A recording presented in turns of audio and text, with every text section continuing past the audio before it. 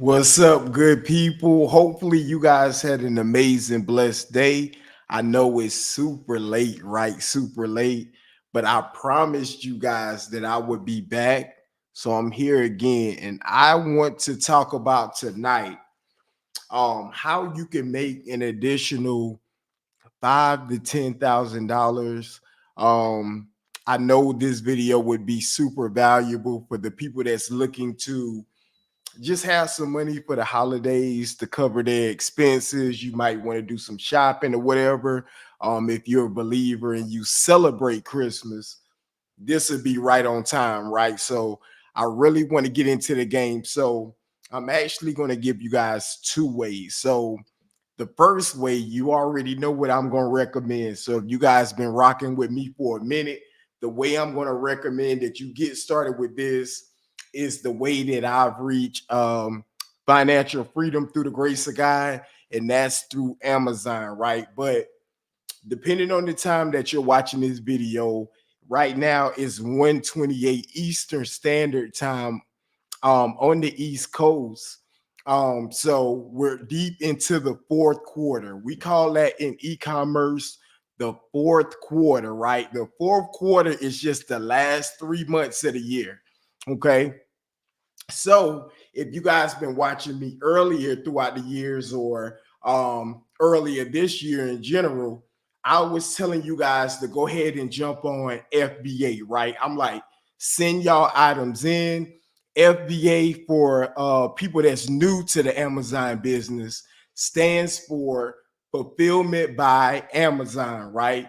But now with it being Halloween today, it's October the 31st. It's too late to do FBA, right? So if you guys ever join any of my free trainings, we missed that opportunity for this year, but don't worry, it's not too late for you. It's still another strategy you guys can take advantage of, but for 2024, if you didn't take advantage of it up until this point, the FBA train has left the station. So what can you do, right? How can you still take advantage and make money on Amazon by not leveraging FBA? So I'm going to tell you the way that I got started. If you guys know my story, I started out fast food at Sonic. You guys know, making $5.15 per hour, transition into teaching and coaching, making less than $1,800 a month. So I started this business with little to no capital. Okay, little to no capital. Kobe the Great, what's good with you, fam? I appreciate you. Salute to you, King. So okay, Trav, you started with low capital. How did you do it? So I didn't start with FBA. I transitioned to FBA and automation once I had enough cash flow. So the way that I actually started was it's called FBM, or fulfillment by merchant. I'm gonna say that again. Instead of FBA, it's going to be called FBM, which is fulfillment by merchant. Now, how is that different from FBA, right? So instead of sending your items into Amazon, you're going to keep your items. At the time, me and my wife, we hadn't built a house yet. So we were staying in an apartment. And what I would do, say, for example, do I have any items? I don't have anything here that I can use, but I should have had some props for you guys. You're going to keep the items on hand, right? So you don't have to ship them in anywhere. Whenever you get the products, I'm gonna show you the best places to get the products. I'm gonna give you the game from A to Z so that you guys can run up a nice bag just to have some more money, get a little bit more breathing room. If you want to pay down some debt, whatever you need to do, if you want it for spending money or shopping money for the holidays, use it as you please. Okay. So again, let me get back to it. Merchant fulfill is, let's say you find the profitable products. That's what I'm going to be telling you guys to do, to get the products in your area. Okay. Whenever you get those products, you're going to keep the products on hand so you don't have to ship them anywhere. In FBA, we have to actually ship the products off into Amazon. Okay.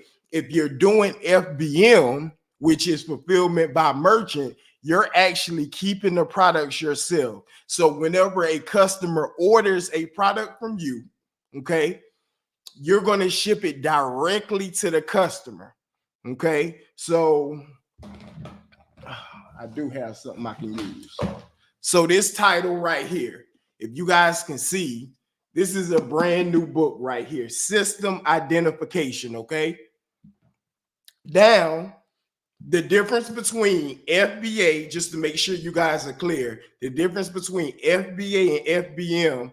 FBA, if I wanted to send this off into Amazon, I would put this book in a box, right, and ship that box off into Amazon. Okay, now because it's late in that fourth quarter, you guys don't have time to do that anymore. Okay, you guys, whenever you get your product, you need to keep it on hand and you need to list it immediately. Now, what's the advantage of doing it this way? For one, it saves you that transit time, okay? Because whenever we get products in and we have to ship them into Amazon, that could take anywhere from a week up to 3 weeks for Amazon to go ahead and be active with that inventory, okay? Now, if we're listing them immediately within, I say 5 minutes of you listing your title, guess what? It's going to be live. Okay, it's going to be live. That means that people can purchase it within the first 5 minutes of it being on Amazon.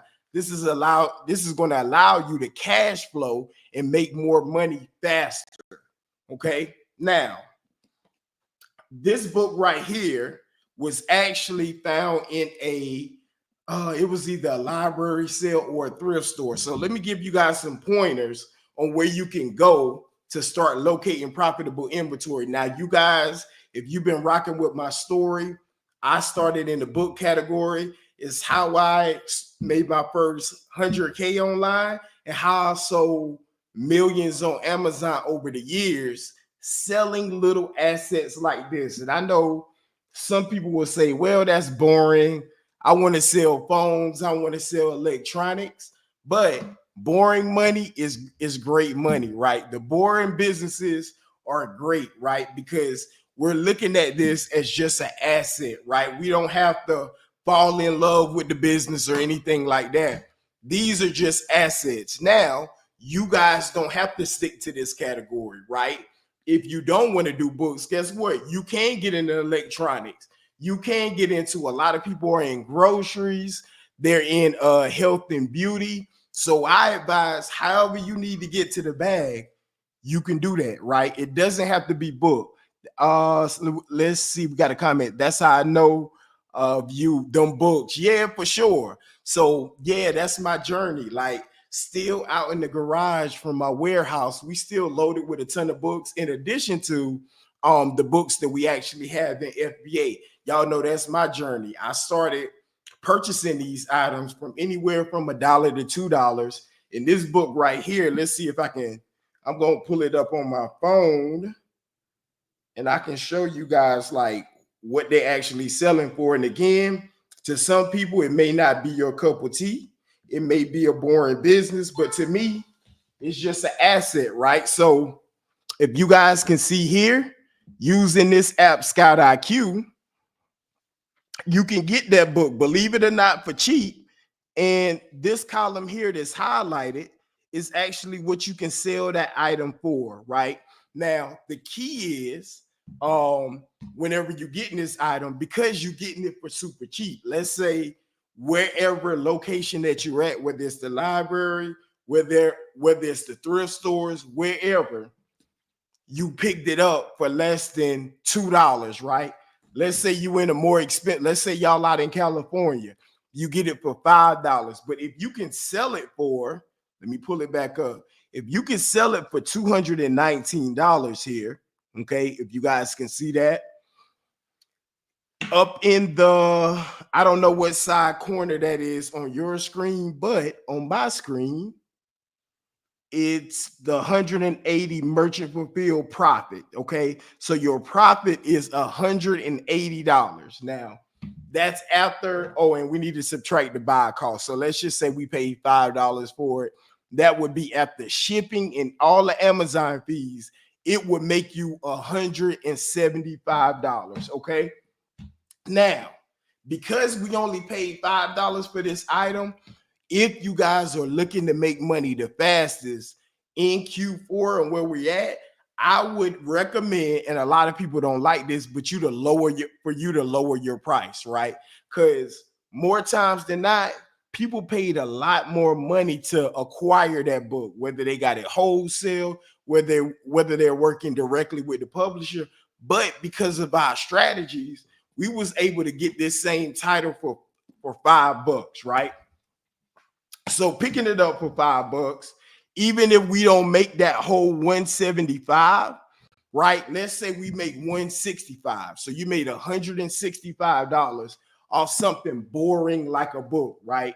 Now, once you do that, that's going to allow you to reinvest your profits. You can continue to grow your business, reinvesting that 165, and then you want to flip that and get even more. So that's how I built it to 6 figures. So let me stop rambling and get back into it. So initially, where do you need to go to find these type of products? I recommend whatever your city that you're in, go to Google, put in the name of your city and your state, and then behind it, I want you to put thrift store. Okay. If you're on Google, it's going to come up with a list of a ton of thrift stores. Okay.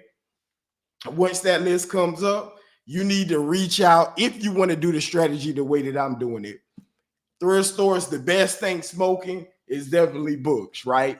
People do other things at Goodwills. They do toys. They do all kind of items. I just stuck to books because of the high ROI or return on investment. But again, I'm biased. You don't have to. This is how I reach financial freedom. You don't have to stick to the same category that I stuck to. Okay, you guys can expand out, but I'm just telling you a lower investment or a lower cost way to really run up to get to your 5 or 10K so that you can enjoy it for the holidays. So you need to have a dedicated schedule. So I do have a schedule for you guys. 9 times out of 10, you guys are working 9 to 5s. So I wrote it here in my notes on what it would look like if I was doing this business and still had a 9 to 5. So the sample schedule I would have, right? So assuming that if you guys are working a 9 to 5, after work from 6 to 7:30, that's your sourcing time. Okay. What does sourcing even mean? That means whenever you develop your list, right? Your list of stores, you can develop a list of library sales. You can develop a list of just clearance stores. I know in our area, stores like Ross have books. They have Ollie's that have books. They have sometimes TJ Maxx that have discounted items or books. And again, let me preface this. It doesn't have to be books. You can do clothes. Just as long as you can get approved and sell it, let it fly, right? If you're making money, let it fly.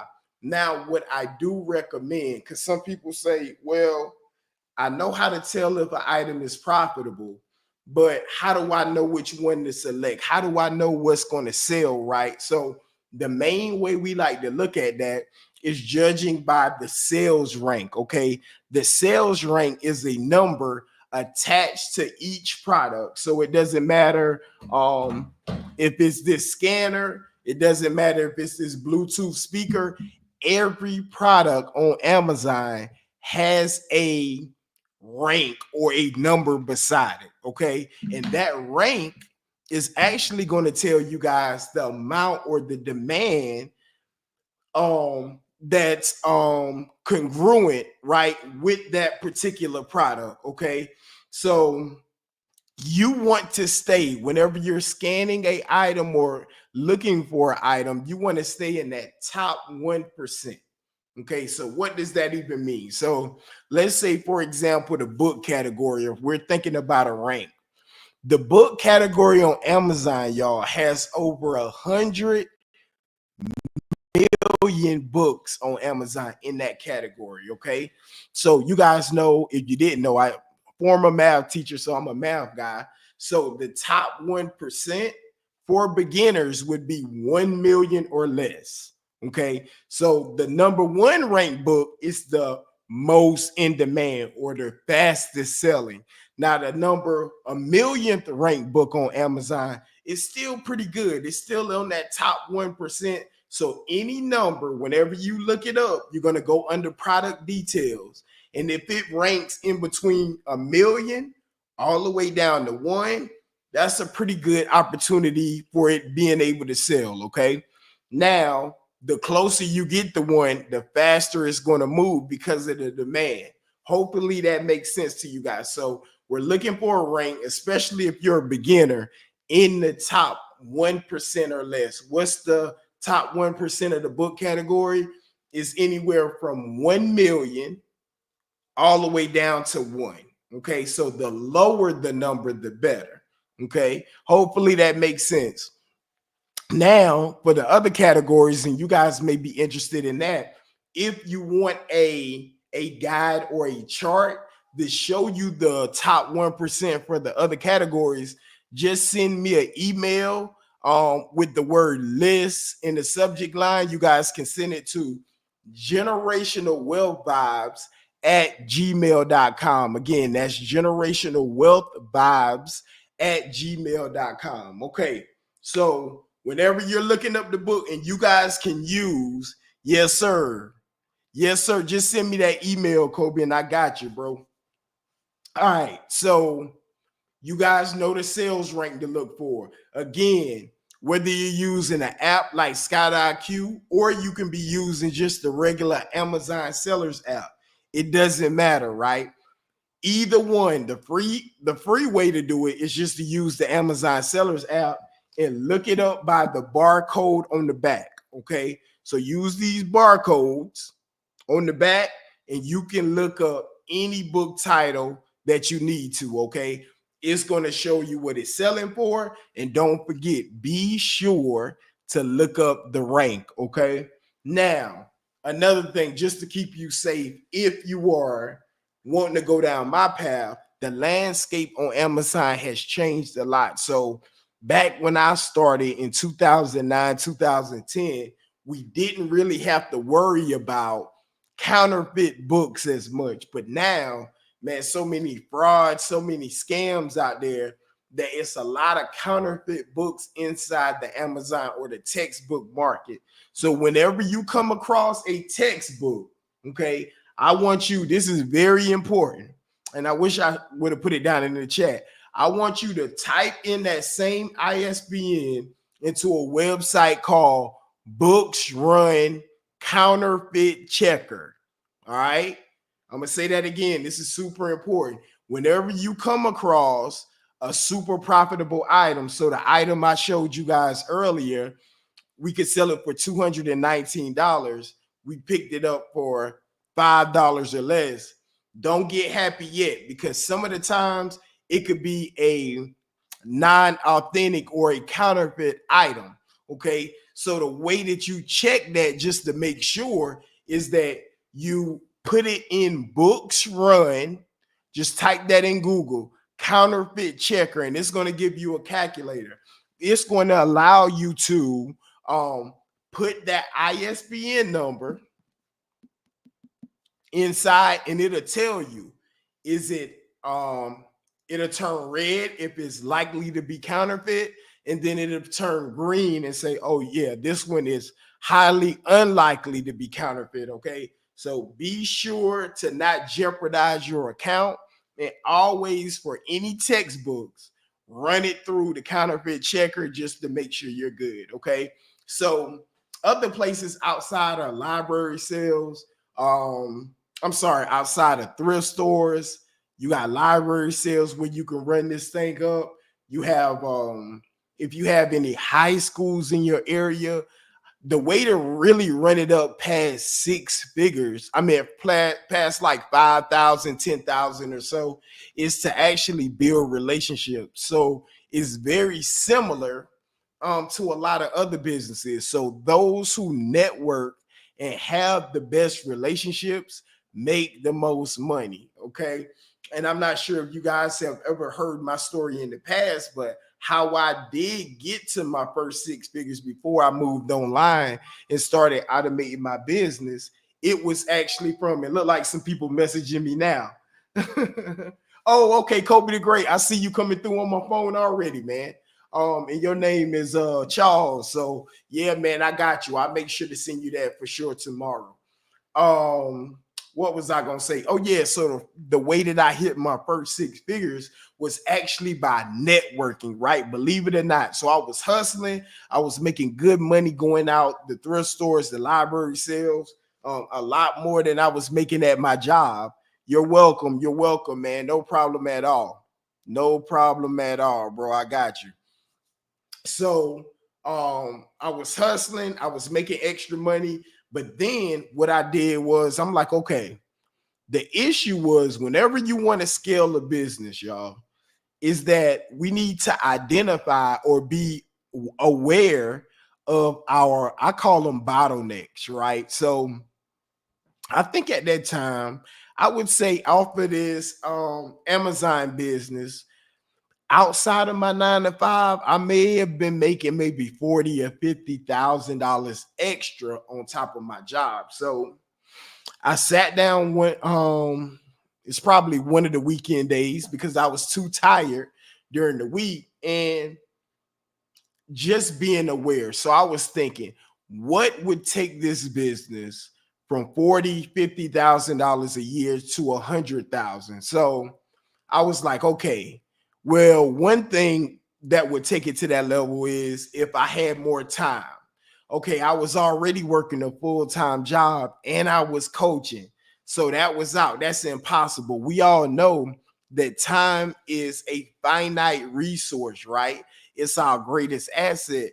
And as much as we want, right, we all have the same time. And no matter how much we want to have more than 24 hours a day, all of us, no matter your status, is allotted the same 24 hours in a day. So when I'm writing out my notes to scale this business, I scratched out time. I'm like, look, I don't have any more time and I'm still working a full-time job. So the next thing I was thinking about, I was like, okay, well, I'm actually making 40 to 50,000 a year outside of my 9 to 5. Like, what else is stopping me? And then the next thing I would want to think that I wrote down was, okay, all I need to do is have more inventory, right? Because I was maybe getting at that time, I would say anywhere from 10 to maybe 20, 30 books a day. Okay, so I would work my 9 to 5. It was probably a 50-minute commute, maybe an hour, depending on traffic, that I would drive in between. So I would work that 9 to 5, and then I would come back to my city, and then for the next hour or two, I'm trying to source because actually I started making, not I started, I did make more money in the side hustle than I did in my 9 to 5. So I took it super serious, and a lot of people don't want to go through that to level up, right? It has to be some kind of sacrifice. What does that look like? You have to be willing to do something that other people aren't willing to do. So, entrepreneurship, just to keep it 100 with you guys at the beginning, it could be super ugly, right? You have these aspirations or dreams of you like, yeah, I'm a just go crazy and make these six figures immediately, or I'm gonna make seven figures. But more times than not, instead of it having a trajectory of it going straight up like a helicopter, it's more like you want to be gradually improving, but you're gonna have ebbs and flows, as I like to call it, right? So yeah, so I started working, coming back to the thrift stores whenever I got off those 2 to 3 hours.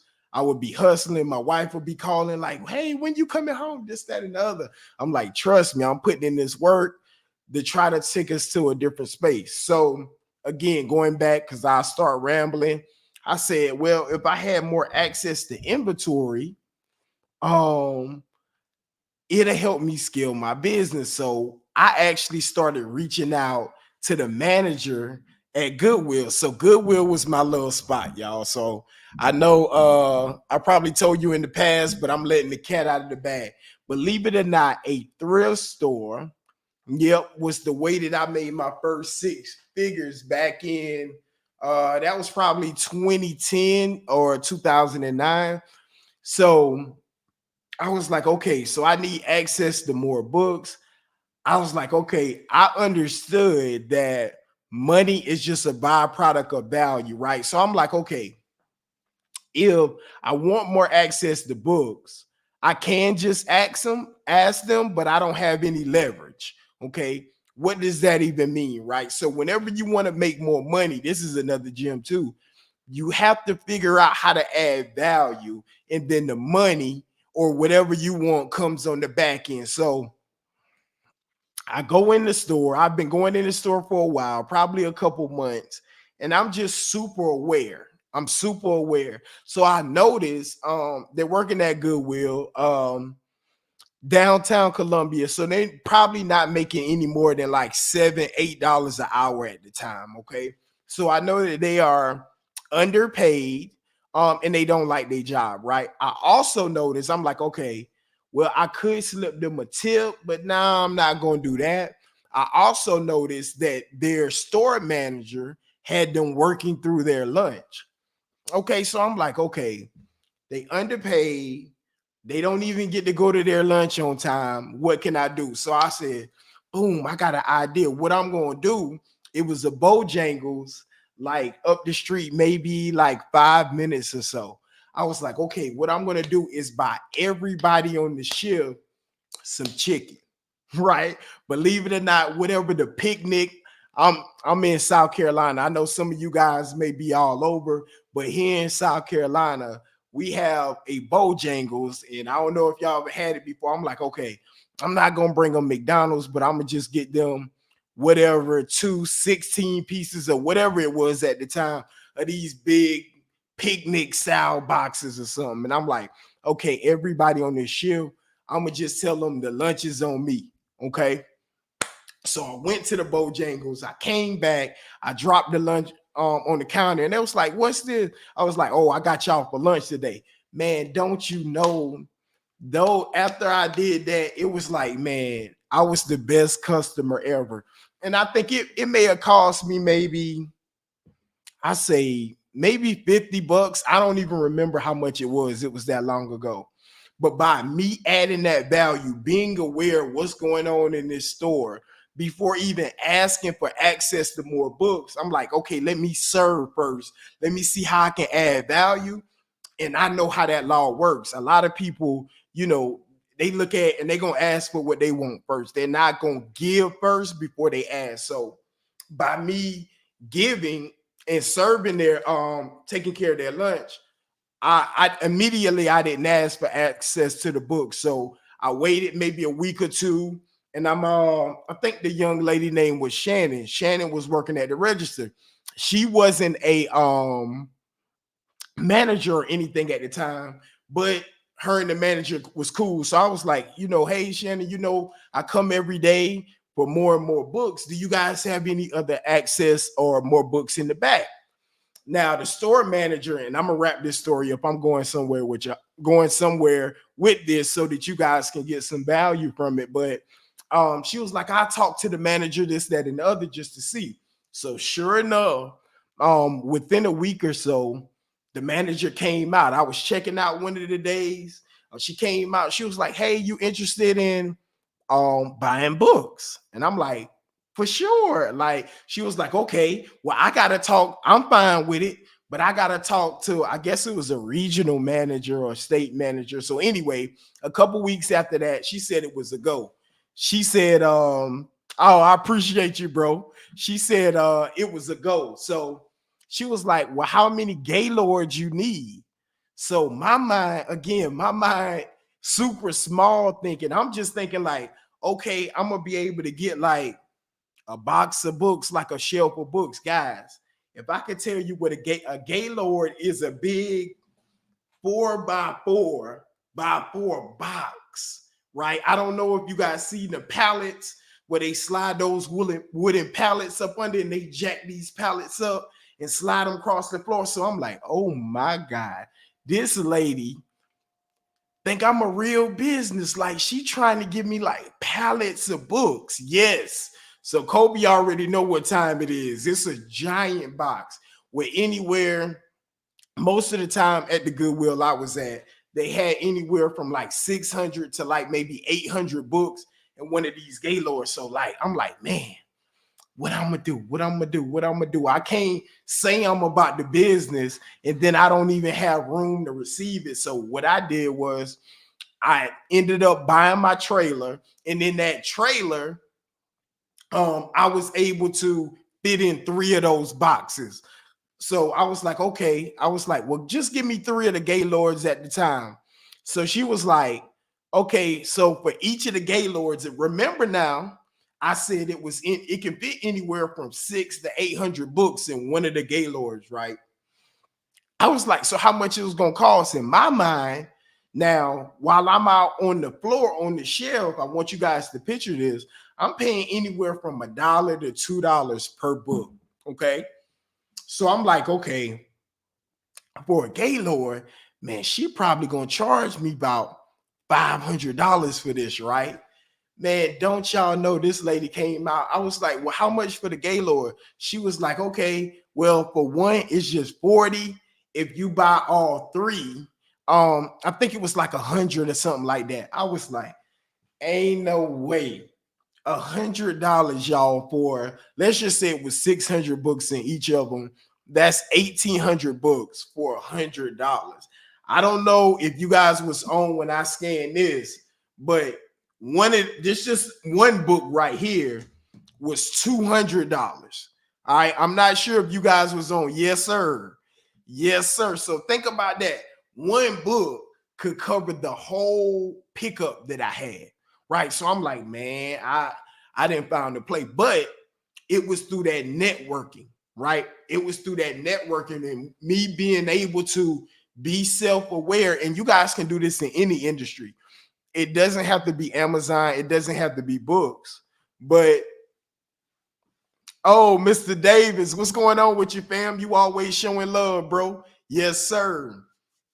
You guys can do this in any industry, but you have to be aware. So I'm a slide off that tangent and I'll jump back on that story. But if you want to make more money, if you want to connect with people, if you I don't know, whatever it is, figure out, become aware, like, okay, instead of just asking for something, because most people they're gonna ask, like if they want something, they just gonna ask straight up, and that's not a bad thing. You should always ask, but see if you could be that unicorn. A lot of people don't give as much as they take. Okay, so if you come from a different angle, that one box of chicken or that lunch that I paid for Bojangles, it made me multiple 6 figures just off of my awareness, right? My awareness to say, how can I serve? What needs to be met here? So that I can maybe slide in and maybe have an opportunity to get what I want on the back end. And that little bit of lunch, right, turned in multiple 6 figures, and we grown it from there. So let me slide back over back into the actual process. So I started out with 3, and by the time you knew it, maybe 6 months went by. I had a warehouse and I was actually getting full truckloads, right? What's a full truckload? 44 of those Gaylords, right? I had to upgrade, get that warehouse, a forklift, all of that good stuff, right? So, one, being aware, serving first, right? Once I serve, then again, I got the byproduct of serving, serving or value, which is what I wanted initially. But I just was patient, right? And I was aware. Now, fast forward to today, I don't have 4 physical employees and I no longer have the warehouse because I automated my business. But we're not even talking about automation today. I'm talking about how to get you guys to 5 to 10K in the next 30 to 45 days for the holidays so that you guys can enjoy that money. So again, if you want to do the book category, you guys know the places that I recommend. The library sales, you guys know the Google search I told you to do. Put in your city, put all the resources behind it, right? And you guys can identify and say, find these same type of books that we get all the time. You guys can get these same titles, stuff like this. What else we got? This, you guys can get these same titles, right? All right. Now, let's say if you don't want to get into that industry, you don't have to. Again, people take advantage at the clearance aisles on Walmart. You can go into Dollar Tree. I've been in the Dollar Tree, and believe it or not, every now and then you will get lucky and find some really good books just in Dollar Tree, right? From Walmart, any clearance center or anything like that, people run it up on Ross, TJ Maxx, doing clothes, doing shoes. Again, whatever you are improved in. All right, let me see. Mr. Kobe said facts, them chicken, right, for sure. And it was just being self-aware and being willing to, okay, I'm gonna invest. I'm going to just try to add some value. Okay, and let's see. Y'all know I ramble all over the place. So, okay, yep. So I was talking about the schedule. So if you're currently working a 9 to 5, one of the biggest things is actually having the schedule and being organized. Okay, so how can we get organized? So again, if you're working a 9 to 5, we're just going to assume that everybody works those traditional hours. What you want to do, and you're working Monday through Friday, after work, dedicate some time to source. Okay, go ahead and map out where you want to go. So the night before, maybe it's a Sunday night. Okay, you know you're working Monday the next day from 9 to 5. Now that Sunday night, whenever you put it in Google and you see those locations, I want you to map out which store. If it's a big store with a lot of inventory, you can just stay in that one store. Or you can map out and say, hey, I'm gonna hit this store and this store on Monday. Then Tuesday, you say, I'm gonna hit this store and this store, and map out anywhere from 90 minutes to maybe 2 hours so that you can source. Start getting good at it, right? You got to stay dedicated, because if you ever want to replace your 9 to 5 and you want this to be your primary income stream, it's, again, like I was saying earlier, it's going to be a sacrifice. Like your primary income stream, because you're dedicating time to this new business, it may come down a little bit. And it did for me, but it was worth it, because what happened was my primary income came down, and then my side hustle turned into a full-time business, and it was infinitely scalable. Now, what does that even mean, and why did you do that? Sorry, y'all, my phone keep dropping. It's because my job had a cap. Okay, it had a cap. So whenever I was teaching, whenever I was coaching, I would make a little bit more money. If you taught summer school, you can make a little bit more money, but ultimately it was capped, right? Because the state only sends a certain amount of money to that county to pay to the teachers and coaches. So it's not like I could make $1 million. That they couldn't, even if they wanted to, they couldn't, because of the restraints with HR and their budget, their salary. I couldn't make it there. So essentially, whenever you want to transition and try to reach financial freedom, you need an opportunity that doesn't have a cap on it. Okay. Now, if your job has a cap, the reason why I was willing to sacrifice is to build something up without a cap. Now, I don't know how much the greatest seller or the biggest seller makes on Amazon, but I'm pretty sure it's people doing 8-9 figures on Amazon. I could never do that, at least in my job, because it was capped. So it's having that awareness to move into opportunities that aren't capped and where you can exponentially scale your income. And I'm a weird person, but I like to move into those opportunities where it's all dependent on me. Like in in business, if you want to make more money, all you got to do is get better, right? All you have to do is get better. When I was teaching and I was coaching, I could have gotten better, right? And they probably like, man, Coach Coop, you deserve X amount of dollars, but they couldn't pay me. In business, hey, I'm gonna just get better at finding better products. I'm gonna get better at networking. I'm gonna get better at connecting with more people. I'm gonna get better at just Amazon in general. And it's gonna allow you to exponentially scale your income from developing your skill set. Okay. Now let's get back to the second part. So during the week, those first 2 hours is to source your inventory. Now, whenever you get back home, what I want you to do for that next hour is to check to see if you have any orders. So initially, whenever you're first sourcing, you're not gonna have any orders that first day. But when you come back home, see if you have any orders, and if you don't, I need you to go ahead and list all those items. Okay. Now, if you're doing it manually and you're doing it directly through Seller Central, it's gonna take a little while. So I recommend, again, if you guys want to email me, it's called Scan Lister, and I have I want to say it's either a 2-week trial or a 30-day trial to it. If you guys want to use that, if not, you guys can just go directly to scanlister.com, and it's going to allow you, let's say you come back, whether it's books or whatever category, let's say you want to be in electronics, let's say you want to be in toys, it's going to allow you to scan those products in so that they're listed. I would say they'll all be listed within maybe 2 to 3 minutes. They'll be live so that you guys can go ahead and start getting sales. That is important, right? Don't wait to list them or try to send them in.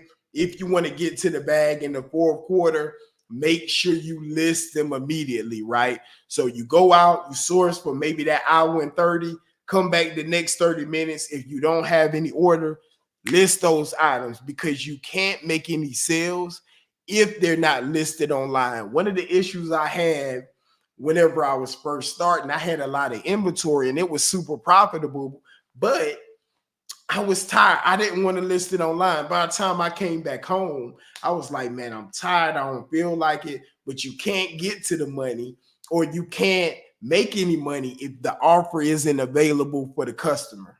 Okay. So, and my phone keep going into lock mode. All right. So once you get back home, list them immediately. And then on Saturday, you also can source either in the morning or the afternoon. Take, I would say, at least 3 hours on Saturday or whatever your day off. You may not be off on the Saturday, but whatever day it is, go ahead and source some more. Come back, that same process, do your listing and check to see if you have any that you need to ship out. Okay. Another thing, and I'll probably do a video on this sometime this week or so, is you need to make sure that if you're on the Amazon Pro plan, which I do recommend, that you have your repricer. It's free inside of the Amazon app. Go ahead and have that bad boy set up, because repricing constantly, some people don't believe this, but it's the way to generate a lot of sales. And we trying to get to that 5 to 10K mark. You're going to have to keep that repricer dialed in. Your inventory is going to be moving if you stay within the sales rank that I recommended earlier in this video. Making sure you have quality inventory. Make sure, what we call meat on the bone, you still have enough profit so that whenever you get these items and you listing it, the repricer will be pricing it competitively in the market, right? Because it's not going to do you any good. Let's say you got some shoes, right? And you're like, man, I think this thing is going to sell for $100, but everybody is down at $80. You're going to miss out on those sales because people just going to buy the $80 item. What you want a repricer or software, again, is free to do, is actually match the price on where everybody else is. So no matter what happened in the market, it's going to match that price without you having to go in your inventory and manually change it every single time. Okay. And the cool thing about it is whenever you have that software, you can actually set a minimum. Okay. So if that repricer drops it down a certain level where you don't want to go below, you can actually have a hard stop there, and it'll stop you, which you're not going to lose money anyway, because most of the inventory that you got for, less than $2-3. So you're going to be good either way, but it's that hard stop just in case the market does drop. Okay. So again, go out there, take that action, list, check once you list, make sure you checking your prices, have that repricer set up. And yeah, that's the formula. The biggest thing is being consistent. Every day of the week, you need to be getting more inventory. So inventory equals more money. And I'm pretty sure I did this a lot later tonight, but last night we were on, and I guess it's 2 o'clock in the morning now. Yesterday, Miss Renee emailed me, and she's been doing this process. But she said she sell about 30 items per month. So Miss Renee, if you're watching this today when you get up, scaling, the key to scaling is just doing it consistently and getting more inventory, not just any inventory, but inventory that fits between the parameters of what we're looking for. Okay. So I know Mr. Charles sent me an email, and anybody that sees this after the fact, you guys can again email me at generationalwealthvibes.com. I'm sorry, not .com. It's getting super late here. generationalwealthvibes@gmail.com. If you guys need that chart or you need any assistance. Also, I will be doing, so we'll be in, I can't say that. So anyway, I don't want to say that just yet, but Saturday, I will be doing a free training. Okay. Saturday, I will be doing a free training breaking down Amazon. So if you guys are interested in that, I think the link is, I don't know where it is when I'm doing these YouTube lives, but the link is somewhere in the description where we talk about, now tonight, I know we talked about the manual or the merchant fulfilled side of this business. Oh yeah, I appreciate you, Charles, bro. Yeah, man, it's gonna be great. So tonight we talked about the manual side of this business or the merchant fulfilled side.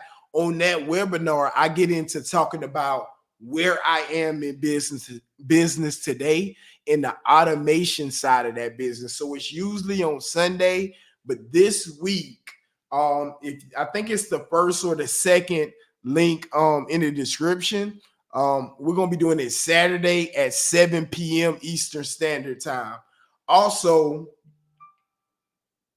and somebody, oh, that was quick. He said, I just signed up. Yes, sir. Yes, sir. It'll definitely be a great experience. In the second link in the description, I'm actually doing a collaborative training with the legend JT Hustles or JT Automations.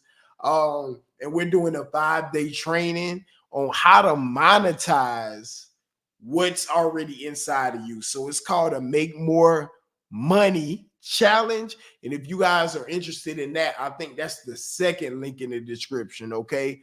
But I'm going to get out of here because I'm pretty sure my wife probably tired of hearing me talking here in the office. So y'all be blessed. Have a great night. Mr. Charles, I appreciate you. Who else we had? Mr. Robert, I appreciate you. Y'all have a blessed night. See you soon.